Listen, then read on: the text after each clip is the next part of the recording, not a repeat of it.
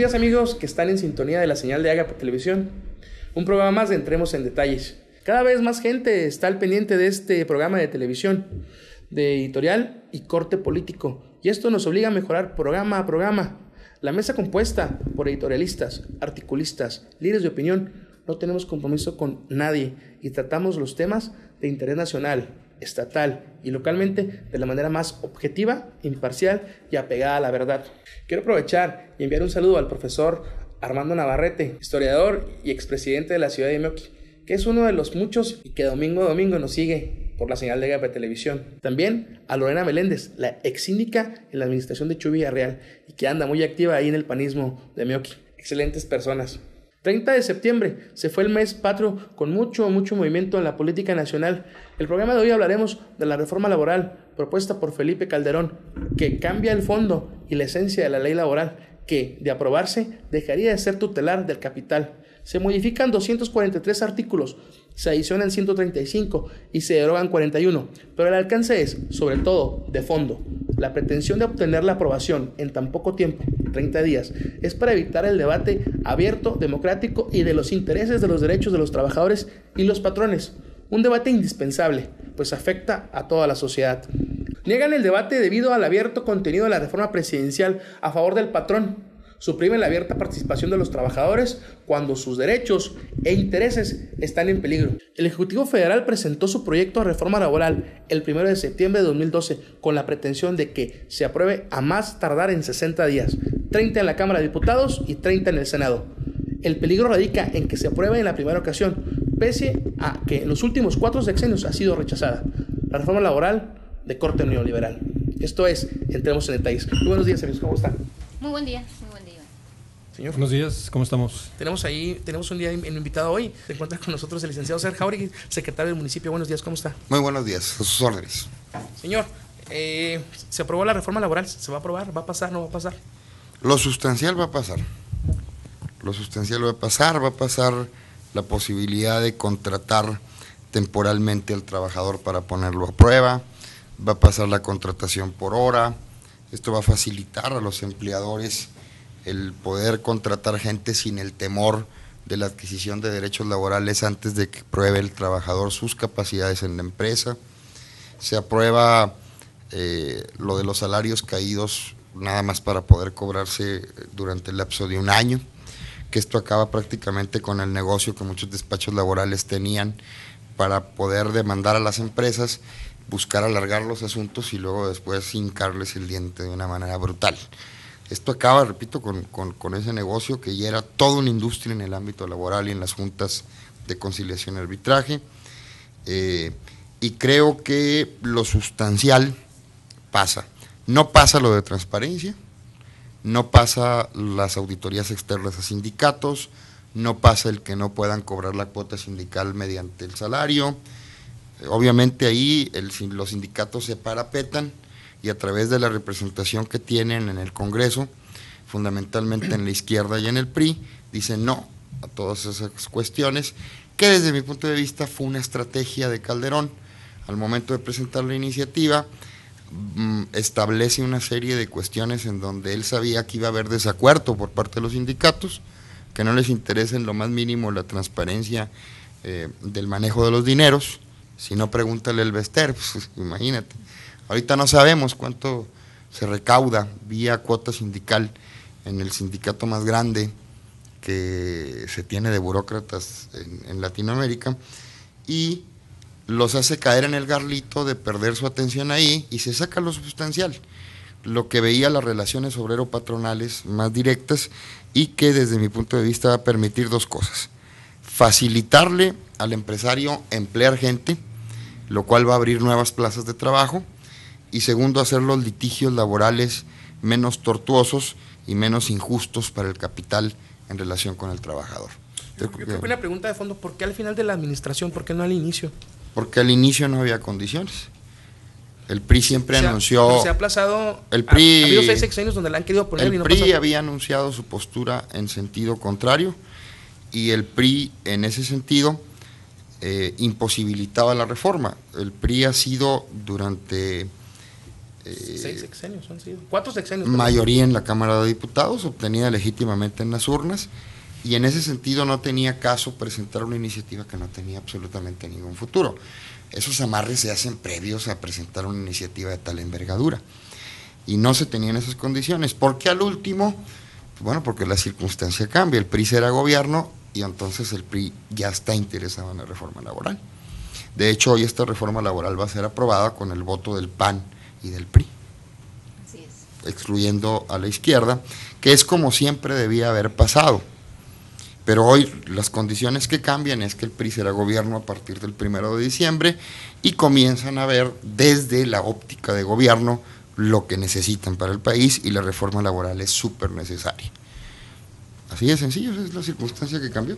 Así yo creo que son 4 temas, ¿no?, en lo que se basa la reforma, lo que comentaba, el pago por hora, la subcontratación o el outsourcing, la restricción de pago de salarios caídos y la cuestión de los sindicatos, que ya se dijo que no pasó. Pero bueno, estos temas yo me iría, ¿por qué se genera tanta controversia? Yo creo que cualquier reforma, cualquier situación, de repente el común de la gente no lo entiende, ¿no? Por ejemplo, si a un trabajador le dice el outsourcing, pues sabrá Dios qué es eso. Hay gente que no lo entiende. Yo creo que nos falta, o le falta aterrizar un tanto para que el común de la gente entienda de qué se trata esta reforma. ¿Por qué, por ejemplo, te dicen el pago por hora? La izquierda ha criticado o ha comentado que te van a pagar 7 pesos por hora y cosas de esas, ¿no? Yo creo que no va por ahí la reforma. Yo creo que la reforma es necesaria en lo sustancial, es totalmente necesaria para el país. Ya el país no requiere de esta reforma. Yo creo que por eso el PRI se suma a esta reforma en su momento, para que pudiera avanzar. ¿Por qué? Porque necesitamos un desarrollo económico, necesitamos que haya empleo, necesitamos que el país siga desarrollándose su economía, y esto es lo que nos debe de alentar, revisar bien la reforma, no dejarnos ir por las cuestiones que dicen.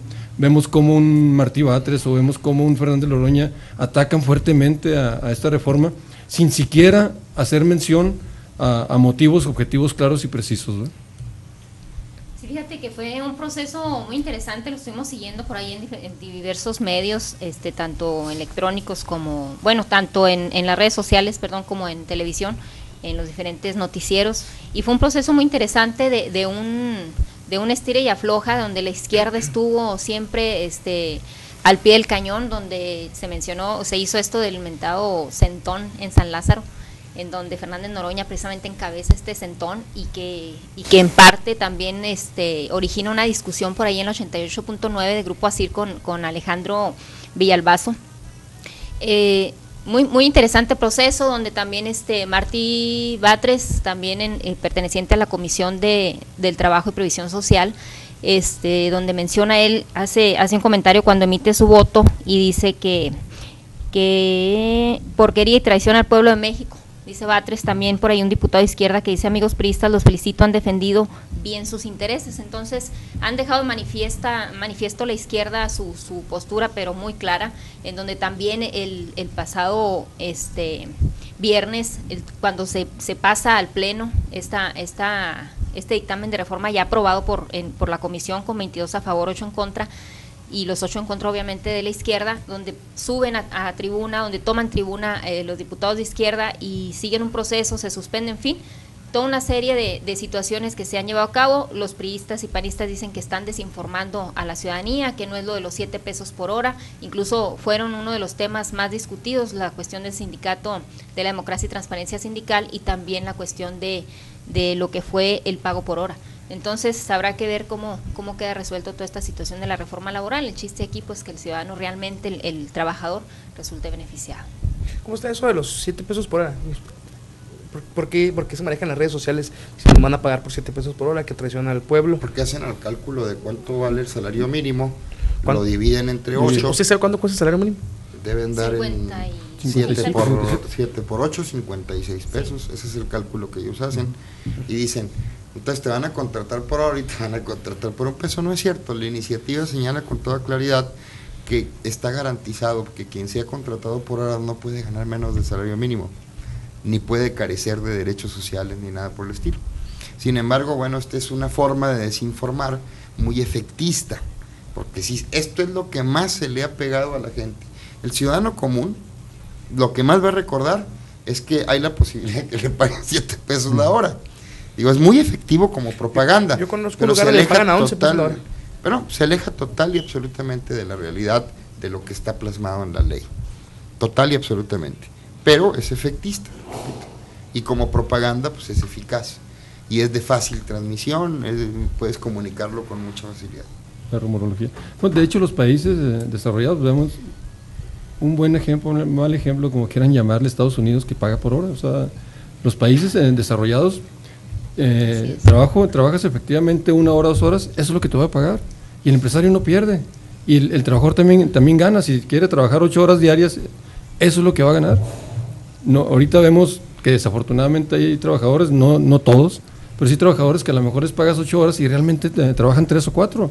O 2. Entonces, o hay veces que ni van y les pagan de todos modos. Pero bueno, ese es otro tema. Yo creo que aquí la cuestión es de que el empresario debe de tener un sustento de beneficio. ¿Para qué? Que se traduzca también en un beneficio hacia el trabajador. Si el trabajador cumple y lleva realmente un beneficio a la empresa, pues el patrón o el que paga, pues va a estar a gusto, ¿no? Y van a ganar todos. Yo creo que a eso tenemos que llegar. Yo creo que la reforma debe ir en ese sentido, ¿no? Okay, otro tema que se maneja en las redes sociales es del salario, del aguinaldo. Y vacaciones, sí, todas las prestaciones, sí. Seguirá habiendo aguinaldo, seguirá habiendo prestaciones. Seguirá habiendo aguinaldo, seguirá habiendo todas las prestaciones sociales, derecho a la seguridad social, etcétera. El aguinaldo tú te lo ganas con el transcurso del tiempo trabajando. Eso es algo que va a continuar, que no tiene absolutamente nada que ver con ese asunto de la contratación o de la posibilidad de contratar a prueba. Pero lo que sí está claro es que el empresario hoy va a poder contratar a una persona con la seguridad de que si esa persona no cumple sus expectativas, pues se va. Sin responsabilidad, sí, para el empresario. Pero tú contratabas a un trabajador a ciegas. Y si no funcionaba o no cumplía las expectativas de la empresa o no hacía bien su chamba, pero no se colocaba en los supuestos dificilísimos de cumplir para poder tú como empresario correrlo sin responsabilidad, pues estabas prácticamente atado, y cuidado con correrlo sin respetar la ley, porque entonces te podían meter una demanda y hacer salarios caídos hasta por 10 años. Hoy los salarios caídos van a ser de 1 año como máximo, y repito, esto va a acabar con el negocio no del trabajador.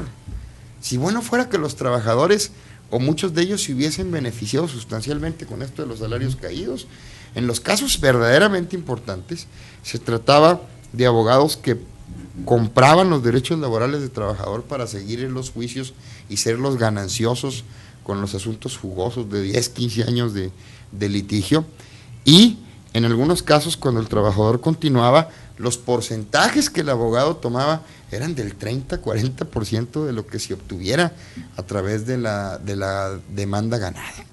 Entonces este es un negocio que ni siquiera beneficiaba al trabajador, beneficiaba fundamentalmente a 2 o 3 bufetes en cada ciudad de abogados que se las sabían de todas en las juntas de conciliación y arbitraje, que todos sabemos pues cómo se cuecen habas en las juntas de conciliación y arbitraje. Sí, fíjate, aquí recordamos un asunto muy en lo particular. Hace, ¿qué serán? 3, 4 meses salió cuando un trabajador, una abogada que trabajaba para el Congreso del Estado, gana una demanda y le otorgan cerca de 3 millones de pesos. Y gana. O sea, no, le otorgan 3 millones de pesos vía negociación. Había ganado 10 millones de pesos. 10 millones de pesos. Bueno, pero bueno, ese es un ejemplo de lo que están el riesgo por exactamente. 12 años, Sí. Exactamente, entonces sin beneficio alguno, o sea, sin haber prestado sus servicios, ya sigue ganando a todo. No, y ella chambeando, es abogada. Sí, es abogada. Bueno, en el caso del outsourcing generará antigüedad. ¿No habrá, sigue habiendo antigüedad o no? Sí, incluso tú vas a cotizar individualmente a tu fondo de pensiones, etcétera.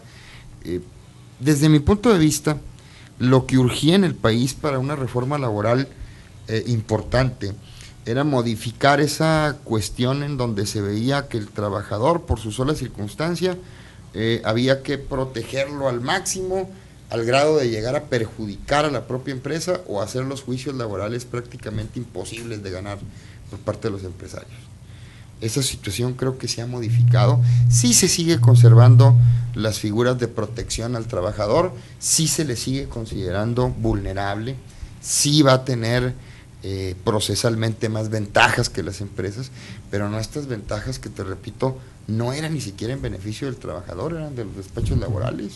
Fíjate, precisamente aquí el diputado Abraham Montes, que es el diputado por este distrito, quien está aparte dentro de la Comisión de Trabajo y Previsión Social y votó a favor del dictamen en esta comisión, me llama la atención porque en su Facebook recibió, para empezar, en su fanpage, algunas agresiones por parte de ciudadanos, de seguidores, y él ante esto responde con la explicación de cada uno de los temas, hace una amplia explicación en su fanpage sobre cada uno de los artículos que están en disputa ahí en esta situación de la reforma laboral, y precisamente de la subcontratación menciona que su posición es evitar que esta figura se utilice de manera fraudulenta en detrimento de los derechos de trabajadores, que no se utilicen empleados de subcontratistas para realizar los trabajos que corresponden de manera primordial a los trabajadores de la propia empresa, que las empresas no puedan utilizar solo trabajadores subcontratados, que los patrones que utilizan fraudulentamente a trabajadores subcontratados sean responsables de sus prestaciones laborales y de seguridad social, y que las empresas que utilicen empleados de subcontratistas verifiquen que cumplan con sus obligaciones patronales, así como leí exactamente como lo sube el diputado Abraham Montes en su página. De igual manera él explica cada uno de los puntos, pero sí recibió algunas agresiones ahí en su fanpage. Porque la izquierda está contestando así, la izquierda no está debatiendo, la izquierda simple y sencillamente está poniendo adjetivos calificativos en torno a quienes aprobaron la reforma y está en posiciones dogmatiquísimas. O sea, con dogmas irrenunciables con respecto a la relación capital y trabajo, y así no puede cesar avanzar un país. Así es. Y yo creo que la izquierda mexicana le urge una modernización profunda como la que está haciendo la izquierda en Brasil, por ejemplo, que aperturó la inversión privada en Petrobras, que es hoy, nos duela o no, la principal compañía petrolera de América Latina, porque ellos ya reciben inversión extranjera en exploración, y lo hizo un gobierno de izquierda, lo hizo Lula. Así es. Y no han aprendido en lo absoluto.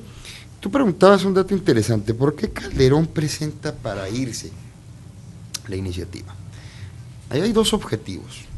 El primero yo te lo señalaba, ahora había condiciones políticas distintas que el presidente intuyó, leyó, negoció con el presidente entrante y concretó al presentar la iniciativa.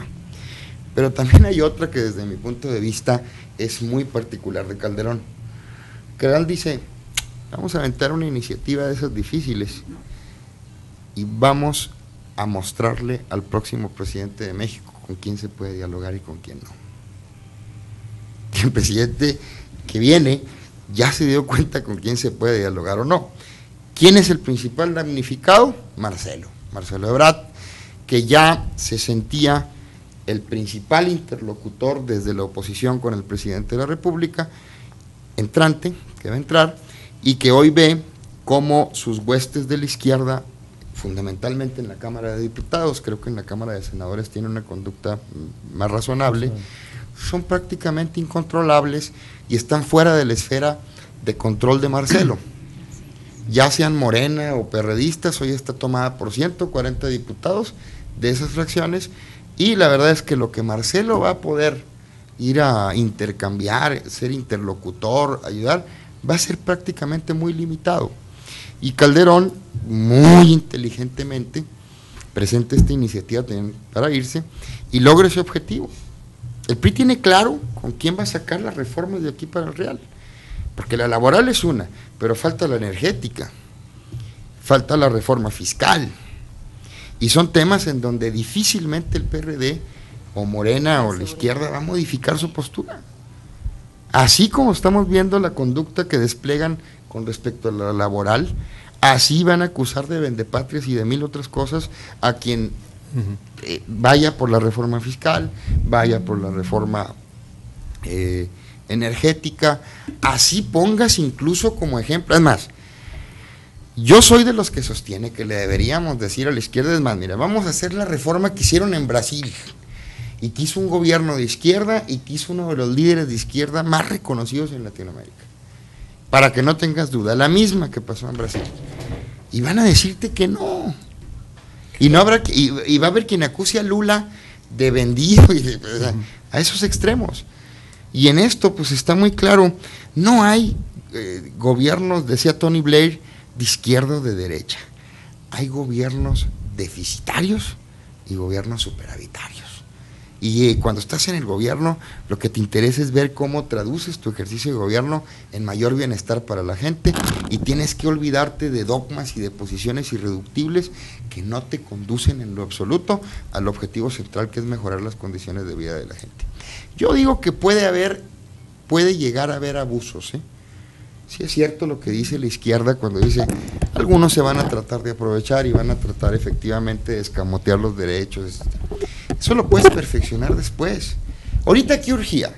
Que hubiera chamba, que hubiera trabajos, que hubiera la posibilidad de que te contrataran. Ahorita la gente, más que preocupada por sus derechos laborales, está preocupada porque exista alguien con la capacidad financiera para contratarlo. Ya no digo que esté pensando en contratarlo ya. Y por un tiempo si quieres, pero por poder resolver su problema económico diario. Y creo que la reforma en ese sentido va bien enderezada. Sí habrá que tener especial cuidado en lo que señalaba Araceli, que mencionaba Abraham Montes, de estar cuidadosos en que no haya abusos, porque en todos los esquemas legales siempre hay quien quiere abusar. Eso también hay que decirlo. Sí, yo creo que aquí la capacidad de diálogo que se está dando en la Cámara, tanto por parte del PRI y el PAN, yo creo que es lo que el país requiere, y no una cerrazón como lo está haciendo la izquierda, ¿no? Que yo le quitaría lo de izquierda, porque realmente pues lo dejamos en Martí Batres, lo dejamos en Fernández Loroña, que ya no tiene nada que ver en este asunto, pero ahí anda todavía haciendo revuelo. Yo creo que la izquierda, que estaba caracterizada por tener gente intelectuales, por tener gente preparada, yo creo que le está haciendo falta que llegue ese tipo de gente a la izquierda también, para que puedan aportarle al México que necesitamos, y que la izquierda pueda ser una verdadera opción para la gente, y que en determinado momento acudan a votar por ellos. Yo creo que ahorita la izquierda no está representando con esa actitud, no representa lo que el pueblo de México necesita o requiere. Si los diputados del PRI, los diputados del PAN están presentando una opción de negociación, que a final de cuentas somos de derecha, uno de ultraderecha, otro de derecha, como quieran llamarle, ¿verdad? Pero bueno, son negociaciones que se tienen que hacer. ¿Por qué? Porque es lo que necesita México, y la izquierda debe sumarse a revisar, a hacer propuesta, a revisar lo que verdaderamente México requiere. Yo creo que eso es lo que tiene que hacer. Fíjate que es precisamente ahorita que estás diciendo, recordé a Cuauhtémoc Cárdenas, precisamente lo ha estado diciendo desde antes del 1 de julio y más reiterativo después del 1 de julio de esa elección, en donde dice precisamente que la izquierda está totalmente destruida, que primero debieron de haber trabajado hacia el interior y de buscar realmente consolidarse y poder ser una buena opción para México, una buena opción para los ciudadanos. Y en esto radica precisamente eso, de que no se ponen de acuerdo, de que únicamente van a lo que ellos creen que es su esencia, que es estar en contra de las cosas, pues cuando no las proponen ellos. Entonces es muy interesante toda la serie de declaraciones que ha hecho Cuauhtémoc Cárdenas, muy afines a lo que estás ahorita mencionando, y que también mencionó aquí el licenciado. Y que suena muy razonable, y que quizás es el personaje de izquierda más propenso al diálogo, pero espérate a que venga la reforma energética. Ahí Cuauhtémoc tiene una posición cerradísima, es porque le duele, y recuerda la hazaña de su padre, etcétera, y yo recuerdo en las consultas que se hizo sobre la posibilidad de una reforma energética, Cuauhtémoc dijo 0 a la posibilidad de un 5 partido por la mitad de inversión privada, no digo en exploración, en petroquímica básica, en nada, porque se considera patrimonio nacional. Pues sí, y vamos a estarnos retrasando, porque no tenemos la capacidad financiera para hacer las inversiones que se requieren para exploración, por ejemplo, de los mantos acuíferos. Cuesta un dineral, porque además lo arriesgas, no necesariamente cuando vas a exploración marítima vas a encontrar. Entonces se necesitan capitales fuertes que puedan absorber pérdidas en el sentido de que, bueno, pues falló ese pozo, pero va a caer el otro, y nosotros no tenemos capacidad para... Prácticamente, fiscalmente, quien mantiene este país sigue siendo Petróleos Mexicanos. El 40% de los ingresos fiscales del gobierno federal provienen de esta empresa y no los puede aplicar a que la empresa se siga creciendo, se reinvierta. La parte más importante de los recursos obtenidos en Petróleos Mexicanos van a la educación, a la salud, a todo eso. No nos podemos permitir ese lujo. Entonces sí, pues el petróleo sí es de nosotros. Sí, yo me siento hasta me siento como accionista de Petróleos Mexicanos, porque teóricamente mi constitución dice que tengo parte, pero también me venden una de las gasolinas más caras del mundo. Teóricamente, ¿verdad? Entonces pues no veo los beneficios. Yo creo que aquí lo que se tiene que revisar también a fondo es precisamente la situación de los sindicatos en cuanto a eso, ¿no? Porque vemos los excesos en los que tiene precisamente el sindicato de Pemex, el sindicato de Comisión Federal, son pues de cuidado, ¿no? Eso es lo difícil ahí va a ser que se pueda revisar. Ya tuvimos un cáliz con el laboral, no pasó nada con los sindicatos. Y no pasó nada, bueno, porque los sindicatos son una estructura corporativa inventada. Deja tus votos, es un sistema de control del trabajador político. Yo creo que ahorita ya no es tanto el voto, es un mito. Pues sí definen sin elecciones, ¿cómo no? No, pero no es cierto eso de que la CTM, a todos los que sean de la CTM votan por el PRI. No es cierto. Que es al contrario, dice este líder me cae mal. Eso no es cierto. El trabajador cada vez más está votando como quiere. Pero lo que sí es muy eficaz el sindicato es como control político para que en las empresas no haya ruido, haya abusos o no del patrón. Y prácticamente yo no recuerdo en el país una marcha obrera de esas reales, ¿no? Fuera de las del 1 de mayo, nada. Y seguramente ha de haber habido algunos problemas con los trabajadores que no se tradujeron en... Bueno, para eso están ahorita los sindicatos. Romero de Champs va a ser un obstáculo muy complicado de superar en todo aquello que afecte al sindicato con respecto a la reforma energética. Sí. O sea, las principales broncas van a estar ahí para la reforma energética, ideológicamente con la izquierda y operativamente con el sector sindical del PRI. Pero yo sí creo que Peña Nieto va a tener el talento de hacer una buena reforma energética y Romero de Champs se va a tener que amolar, digo. O sea, no creo sinceramente que Peña Nieto llegue al extremo de sacrificar una cosa tan importante para el país por los intereses de este señor, que ya debía estarse por bien pagado con estar en el Senado, sí, después de la imagen pública impresentable que tiene. Porque es impresentable, por eso fue pluri. No lo podían meter a competir en Tamaulipas. Si así perdió el PRI y la senaduría, imagínate con Romero de Champs, pues, si hubieran ido al hoyo, ¿no? Lo importante de todo esto es, desde mi punto de vista, que el presidente se va a dar cuenta, el presidente entrante, con quién se puede dialogar. Va a ser un intento, yo vi intentos muy concretos de interés manifiesto, verbal cuando menos, del equipo de transición de Peña Nieto diciendo nos interesa mucho el pacto con la izquierda, particularmente con la izquierda, pero desafortunadamente la izquierda ya está dilapidando de nueva cuenta, como lo hizo en el 2006, el capital político que obtuvo electoralmente. ¿Cuántos gente te gusta que frente a la actitud de hoy de los diputados de la izquierda de bloquear el Congreso y de no permitir, y dicen, por estos votamos? Desanima a mucha gente que vote esperanzada por la izquierda. Y yo debo decirte algo, al PRI y al PAN y al país le conviene una izquierda moderna.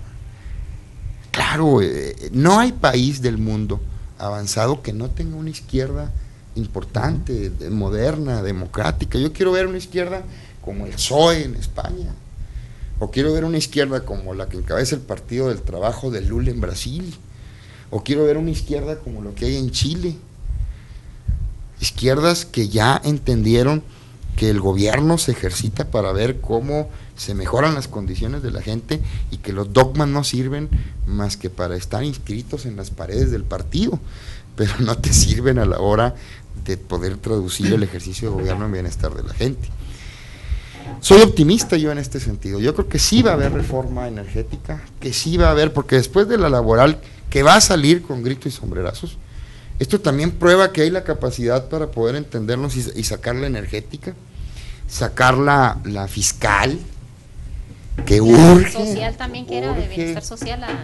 Urge dotar al Estado mexicano en su conjunto de los recursos suficientes para poder invertir en salud, en educación, en todos los rubros. La gente tiene que entender que los gobiernos no tienen otra forma de hacerse de recursos más que de lo que la gente les da, vía impuestos, derechos, aprovechamientos. No hay otra forma. El gobierno no hace negocios. Que siempre se hace. El gobierno depende de lo que la gente le da a través de esas cargas contributivas. Y si no hacemos algo ahí importante, vamos a caer también en la quiebra del Estado mexicano como tal. No lo decimos, pero en realidad los municipios y los estados traen broncas seriosísimas de dinero. Hoy el gobierno del estado atraviesa una de las peores crisis financieras de su historia. No por la actuación del actual, dejaron una deuda los anteriores, y debo decir, no solo el anterior, se fueron acumulando los adeudos, que prácticamente ha hecho inoperante el actual gobierno estatal en cuanto a obras importantes. Y el gobernador quiere hacer obras importantes, pero está limitado. Y nos preguntamos en Delicias, ¿y cuándo las plantas tratadoras? ¿Y cuándo? Y todo. Pues cuando haya lana. Sí. No, y cuando haya lana. De hecho, tenemos un estudio ahí de las plantas tratadoras, voy a interrumpirlo. Del 2008, no, desde el 98 está aprobado el presupuesto y el dinero para la creación de... No se ha juntado. Y no se... Y se está ahorrando religiosamente. No se ha juntado. Para poder hacerlo tendrías que hacer un incremento sustancial a la tarifa de agua, que yo le comentaba hace poco al presidente de la Junta Central, que había que analizar eso. Parte de la cultura y de que la gente entienda que no debe derrochar el agua es cuando en verdad la pague. No pagamos el agua, no nos hagamos. El agua es baratísima, sobre todo para sectores de clase media para arriba. Entonces, no tienes esa cultura, ni te duele jalarle, pagas cualquier cosa por un servicio que cuando no lo tienes, pero que sí cuidamos la luz. A mí mi señora me dice, apágale el foco y no dejes la luz prendida, porque ahí hay una cultura de que sabes que te van a facturar lo que... Es más, temes hasta las facturas porque dicen, me dan lecturas que no corresponden a la realidad. Cada 2 meses. Pero la cuidas. Cuidas la luz. Hay una cultura en este país de cuidar la luz. Entonces, yo creo que la reforma fiscal, que es yo creo la primera que se debería hacer después de la laboral, nos va a permitir que los gobiernos municipales, que los estatales y el federal cuenten con los recursos. A ver, la gente quiere salud, la gente quiere hospitales, la gente quiere carreteras, la gente quiere la posibilidad de que sus hijos estudien cada vez en escuelas públicas mejores, la gente quiere maestros preparados. Eso no se logra más que con dinero, porque tienes que invertir y el dinero no sale más que de nosotros, y tienes que hacer una reforma fiscal, nos duela o no, que va a tener que contemplar ya la posibilidad de IVA en medicinas y alimentos, en ciertos medicamentos, en ciertos alimentos. Creo que en México la reforma fiscal, más que generar otro tipo de impuestos y lo que tú quieras, yo creo que la eficiencia en el cobro, de impuestos es donde estamos un poquito atorados. ¿Cuánto debe Bimbo, por ejemplo? Las empresas de Carlos Slim.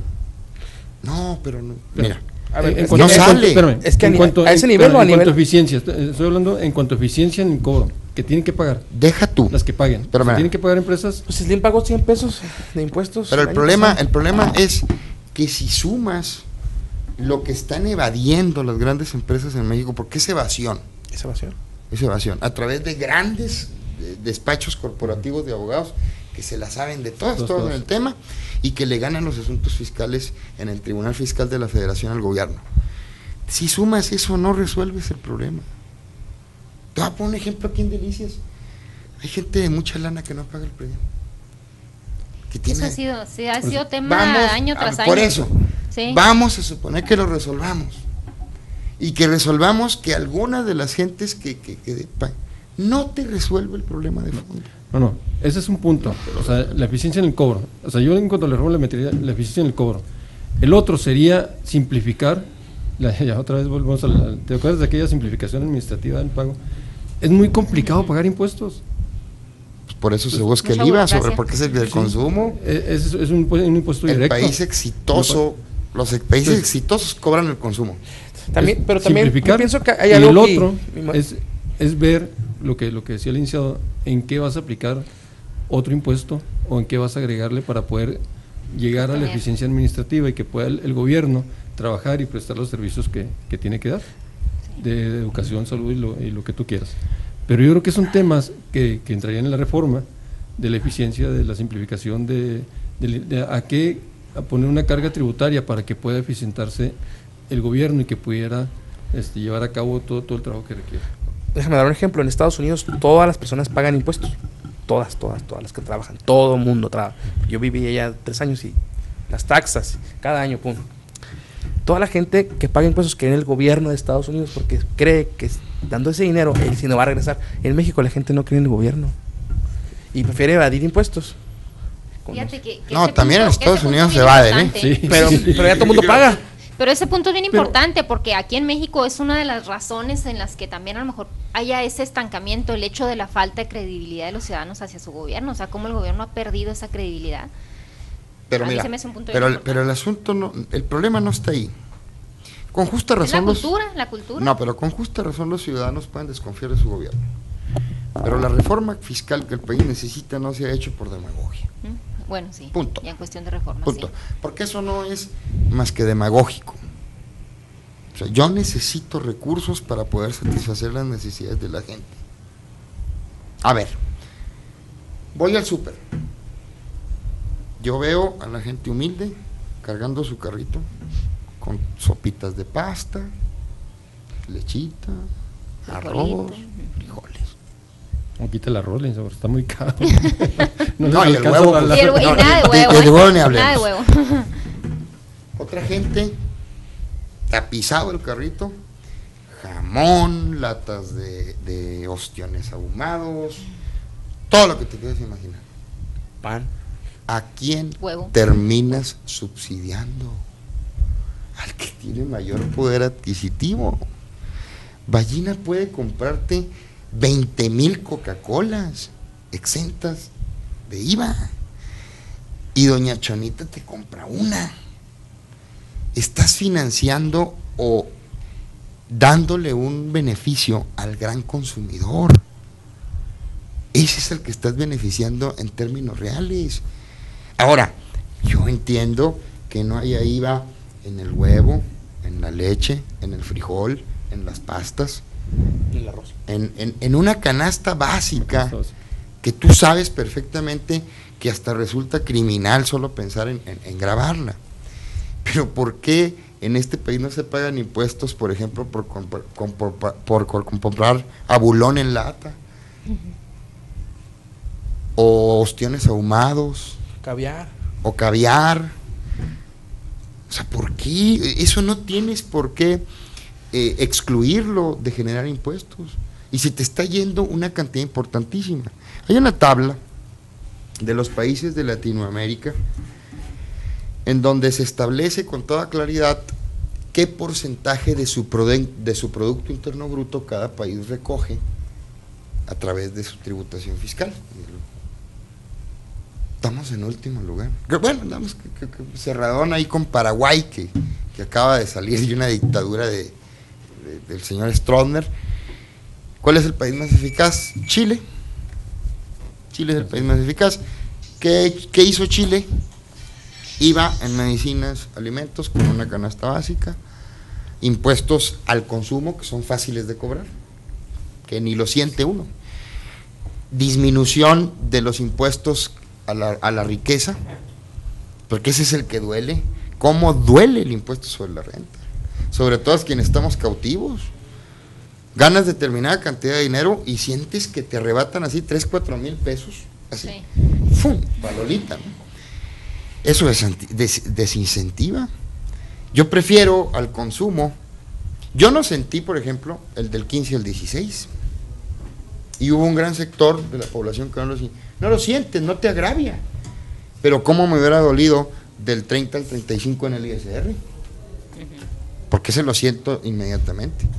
Los impuestos no se deben de sentir, deben de recaudar y, como dices tú, ser fáciles. Ese es el principal requisito de un sistema fiscal eficaz, es la facilidad en la recaudación. Y que se sienta lo menos. Es el consumo lo que te va a poder generar eso. Y además, el que más consume, ahí sí, el que más consume más paga. No tiene vuelta de hoja. Si yo consumo mucho, pago mucho. Si consumo poco, pago muy poco. Y eso es lo que me va a permitir, a través de esas cargas contributivas, hacer la redistribución de la riqueza que el gobierno está obligado a hacer. Porque los impuestos no me los van a devolver a mí, se los van a devolver en educación a la gente que lo necesita, a pagar escuelas públicas, a tener hospitales, etcétera. ¿Cuánto hace que no tenemos en la región un nuevo hospital? El regional parece un hospital de guerra. Parecía. Parece, pues eso. Pero está remodelado, pues, el espacio. Requiere una amplitud. No. Algo más amplio. Y más médicos y otro hospital. Y que ese hospital sirva, como decía el gobernador. Por ejemplo, podría ser un hospital para atender a la mujer y hacer otro para que reciba al ejército de gente que se vaya. No hay dinero. Así de sencillo. Y la bronca no es hacer el hospital. La bronca es que haces el hospital y que tienes que meter médicos, enfermeras, equipos. ¿Qué es lo más duro, okay. el gasto más duro? ¿Cómo vamos a obtener? Sí, le pregunto a la gente, ¿cómo se van a obtener recursos? No va a ser de manera mágica. También tenemos que adquirir la cultura necesaria de saber que nuestros impuestos se traducen en obras. Y miren, la gente sí tiene esa cultura, la gente es inteligente. Y últimamente la democratización del país ha ayudado a que los gobiernos sean más eficientes y estén más interesados por justificar lo que hacen. O sea, la gente sabe que los gobiernos están trabajando y sabe que el gobernador tiene logros y que viene y le echa todos los kilos y que anda viendo cómo queda bien con la gente, que es su obligación. Pero el gobierno municipal de Delicias, el de Juárez, el de Chihuahua, el gobernador, el propio presidente de la República, no tienen los recursos necesarios para hacer lo que se requiere.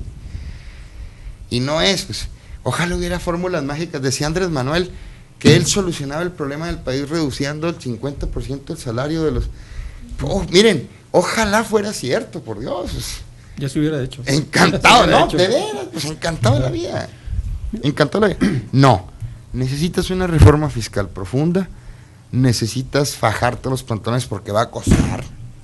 Claro que va a costar, el gobierno que sube impuestos le cuesta electoralmente. Claro que va a costar.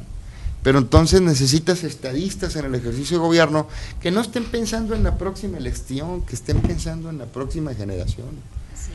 Y lograr acuerdos. ¿Cómo se golpea la economía? ¿Cómo ahora lo que pasó con el huevo? Que costó muchos huevos. Contener este incremento. La verdad es que oye, no es posible que un kilo de huevos haya llegado a costar 40, 45 pesos. 50, llegó a costar. No es posible, o sea, 70. En Chihuahua. En Chihuahua. ¿Quién da más? ¿Por qué? O sea, no es posible que estemos llegando a eso. Si recordemos cómo, a lo mejor, ¿cuánto cuesta ahorita un litro de aceite? 30 pesos. 35 pesos. ¿Cómo ha ido incrementándose el de oliva? El de oliva está un poquito más caro. ¿Cómo se han ido incrementando los costos? No necesariamente porque el gobierno tenga la culpa. También los productores, o sea, no de repente hay algunos que son golpeados, pero hay otros que abusan del costo en un producto que no está controlado, que se va fuera del control del gobierno. El aceite, el arroz, ¿cuánto cuesta un kilo de arroz? Si analizamos cómo se han ido incrementando los costos, es increíble, hay incrementos del 100, del 150% de algunos productos. Eso es lo que no lo detectamos por lo que decía el iniciado, ha sido paulatino a lo mejor. Y no lo vemos, o sea, no lo sentimos. El incremento del 15 al 16, bueno, sube el incremento en algo, pero ahí está si sube la gasolina, te va a subir el que transporta, te va a subir el que te pone el producto en el mercado. Y es una cadena enorme que ahorita el salario mínimo, que es muy mínimo, yo creo, ¿cómo se le pudiera llamar? Ya que creo que el salario mínimo ya ni siquiera es irrisorio, ¿no? Es irrisorio, de risa, ¿no? Entonces, todo el análisis de la economía, en ese sentido, creo que es lo que tenemos que ver. ¿Cómo vas al mandado? ¿Cuánto gastaba Nuestra Señora anteriormente? ¿Cuánto le dabas 1,000 pesos a la semana a lo mejor? Y se compraba, alcanzaba para comprarte todo. Ahorita le das 1,000 pesos y no te compra. No. Pero mira, eso pasa porque no hay reforma fiscal. Hablabas del aumento de las gasolinas. El aumento de las gasolinas es un parche fiscal garantizando los ingresos sobre esos aumentos para los estados. Íntegro los aumentos van a los estados. Dile a los gobernadores que vas a quitar eso y los dejas en la inopia, porque el margen de maniobra presupuestal es escasísimo. O sea, suena mucho decir en Chihuahua tenemos un presupuesto de 45,000, no sé, 40,000 millones de pesos. Vamos a hablar. De esos 40,000 millones, 37,000, 38,000 millones están ya etiquetados. Pago de maestros, las enfermeras de los hospitales, el pago de la policía, el gasto corriente. Tu margen de maniobra para moverte y hacer gasto de inversión es escasísimo. Te quitan esos recursos y te mandan a la inopia. El gasto corriente de los gobiernos, ¿de cuánto es? De 60 al 70% del gasto, y el otro 30% te queda para obra. O sea, realmente 40%, no te queda nada para obra. ¿Se necesita reforma fiscal? Sí, se necesita reforma fiscal. Pero aquí Energética también. Sí, energética. Pero hablando sobre la reforma fiscal, también en esta semana pasada se aprueba, el mismo día lo aprueba la comisión y lo aprueba el pleno, lo de la ley de contabilidad gubernamental, que ya muchos municipios en varios estados de la República ya lo están aplicando. Esto también, bueno, así rápidamente. Vamos a un corte y regresamos con este tema, ¿sale? Perfecto. Corte.